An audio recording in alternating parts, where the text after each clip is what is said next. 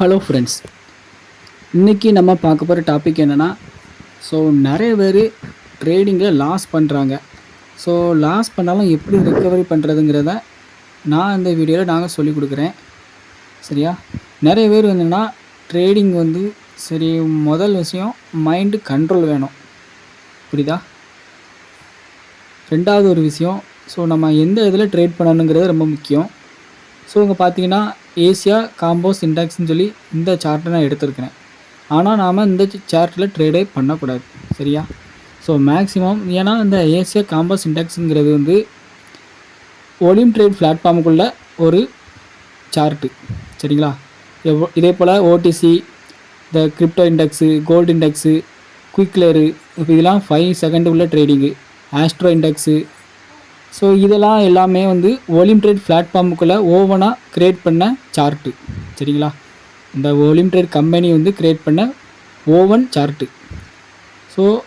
இந்த சார்ட்டு அவங்களால மேனிபுலேட் பண்ண முடியும். ரெண்டாவது ஒரு விஷயம், வாலிட்டியும் இந்த சார்ட்டில் ரொம்ப கம்மியாக இருக்கும். சரிங்களா? வாலிட்டி மீன்ஸ் மேக்ஸிமம் இப்போ ஒரு நாளைக்கு 2000 பேர் தான் ட்ரேட் பண்ணிகிட்டு இருக்காங்க, கரண்டாக லைவில் இருக்கிறாங்க அப்படின்னா 2000ங்கிறது ரொம்ப கம்மி. சரியா? நீங்கள் ஒரு ஸ்ட்ராங்காக ஒரு சிக்னல்ஸ் நீங்கள் ட்ரேட் எடுக்கிறீங்க அப்படின்னா, ஒரு இண்டிகேட்டர் யூஸ் பண்ணியோ இல்லை கேண்டில்ஸ்டிக்ஸ் யூஸ் பண்ணியோன்னா மேக்ஸிமம் அது லாஸ் ஆகிறதுக்கு சான்சஸ் அதிகமாக இருக்குது. சில பர்சன் என்கிட்ட சொல்லியிருக்கிறாங்க, ப்ராஃபிட் அதிகமாக கிடச்சி ப்ரோ, ஆனால் வித்ட்ரால் போட்டதுக்கு அப்புறம் மறுபடியும் ட்ரேட் எடுக்கும்போது லாஸ் ஆகுது அப்படிங்கிறாங்க. லாஸ் ஆகுதுக்கு காரணம் என்னென்னா, இந்த ஏசியா இண்டெக்ஸில் ட்ரேட் பண்ணியிருப்பாங்க.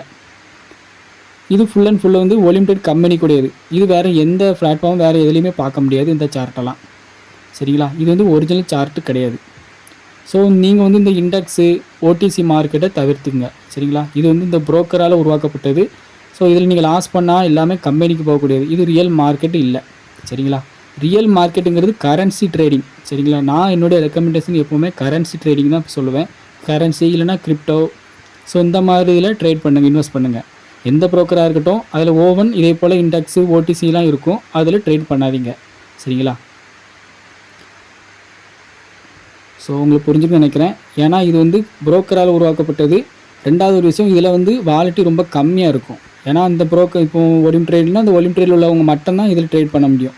வேறு எந்த வேர்ல்டு ஃபுல்லாக அதை ட்ரேட் பண்ண முடியாது. ஆனால் மற்ற கரன்சி ட்ரேடிங்கில் வேர்ல்டு ஃபுல்லாக ட்ரேட் பண்ணலாம். சரியா? ஓகே. சரி, ரெண்டாவது ரூல்ஸ் என்னென்னா, இந்த இண்டிகேட்டர் யூஸ் பண்ணுங்கள். சரிங்களா? இந்த பாலிங்க பிராண்டு அப்புறம் ஆர்எஸ்சி இண்டிகேட்டர் யூஸ் பண்ணுங்கள் மேக்ஸிமம். இதில் இந்த க்ரீன் லைனை கிராஸ் பண்ணி கீழே போகும்போது ஆர்எஸ்சி இண்டிகேட்டரில் நீங்கள் பை ஆர்டர் எடுங்க.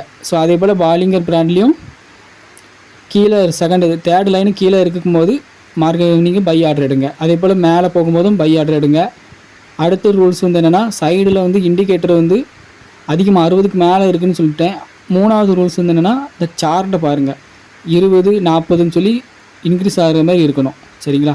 மொபைல் வெர்ஷனாலும் சரி, நீங்கள் பிசி வெர்ஷனாக இருந்தாலும் சரி, சார்ட்டை கவனமாக பார்த்துக்கோங்க.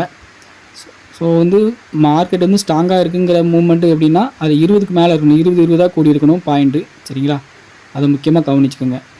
ஆனால் இந்த மாதிரி இண்டெக்ஸில் ட்ரேட் பண்ணாதீங்க. மேக்ஸிமம் கரன்சி ட்ரேட் பண்ணுங்கள்.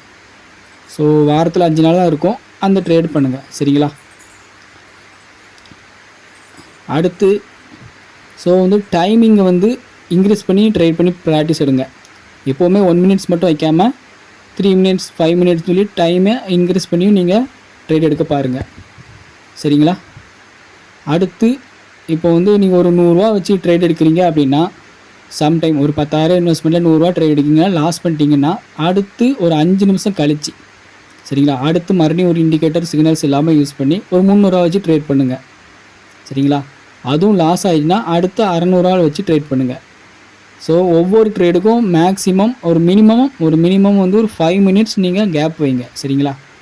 ஒன்றும் அவசரப்படண்டா, பொறுமையாக இங்கேயும் மார்க்கெட் எங்கேயும் போக போகிறதில்ல, நம்ம பணத்தை வேஸ்ட் பண்ணிடக்கூடாது. சரியா? ஒவ்வொரு ட்ரேடுக்கும் ஒரு மினிமமாக ஒரு 5 மினிட்ஸ் கேப் விட்டு அடுத்து ட்ரேட் எடுங்க. கரன்சியில் தான் ட்ரேட் பண்ணணும். இந்த சனிக்கிழமை ஞாயிற்றுக்கிழமை ட்ரேட் பண்ணாதீங்க. மேக்ஸிமம் நான் சொல்லியாச்சு. சரிங்களா? என்னுடைய டிசிஷன், மேக்ஸிமம் ட்ரேட் பண்ணாதீங்க. ஸோ ஃபஸ்ட்டு என்ன சொன்னேன், இந்த ஏசியா இண்டெக்ஸ் இதெல்லாம் ட்ரேட் பண்ணக்கூடாதுன்னு சொன்னேன். அடுத்து இண்டிகேட்டர் யூஸ் பண்ணுங்கன்னு சொன்னேன். ஸோ என்ன இப்போ பார்த்தீங்கன்னா ஆர்எஸ் இண்டிகேட்டரில் 70க்கு மேலே அந்த ரெட் லைனுக்கு மேலே போயிருக்குன்னா செல் எடுக்கணும், ரிவர்ஸில் எடுக்கணும். அந்த இடத்த என்னுடைய சாஃப்ட்வேர் யூஸ் பண்ணுறவங்களும் தெரியும், அதுலேயும் செல் காட்டுச்சுன்னா நீங்கள் செல் ஆர்டர் எடுங்க. ஸோ இந்த மாதிரி 2-3 இண்டிகேட்டர் யூஸ் பண்ணுங்கள். ப்ளஸ் வந்து சைடில் சென்டிமெண்ட் இண்டிகேட்டர்லேயும் 60க்கு மேலே இருக்குன்னு சொன்னேன். அதுக்கப்புறம் சார்ட்டும் 20க்கு மேலே 20-20 கூடி இருக்குன்னு சொல்லியிருந்தேன். சரிங்களா? ஸோ முக்கியமாக இதை நோட் பண்ணிக்கோங்க. சரிங்களா? நீ லாஸஸை கம்மி பண்ணணும். அடுத்து ஓவர் ட்ரேட் பண்ணாங்க. சரிங்களா? மினிமமாக நீங்கள் சொல்கிறது ஒரு 5 மினிட்ஸ் கேப்பை விட்டு ட்ரேட் பண்ணுங்கள். சரிங்களா? ஓவர் ட்ரேட் பண்ணாதீங்க. சரிங்களா? ஒரு நாளைக்கு நீங்கள் ஒரு 500 ப்ராஃபிட் பார்த்தாலும் போதுங்கிற மைண்ட் கண்ட்ரோல் வைங்க. ஸோ இன்றைக்கி சிக்னல்ஸ் நல்லா கிடச்சிருக்கு, ட்ரேட் பண்ணுறீங்க, ஓகே.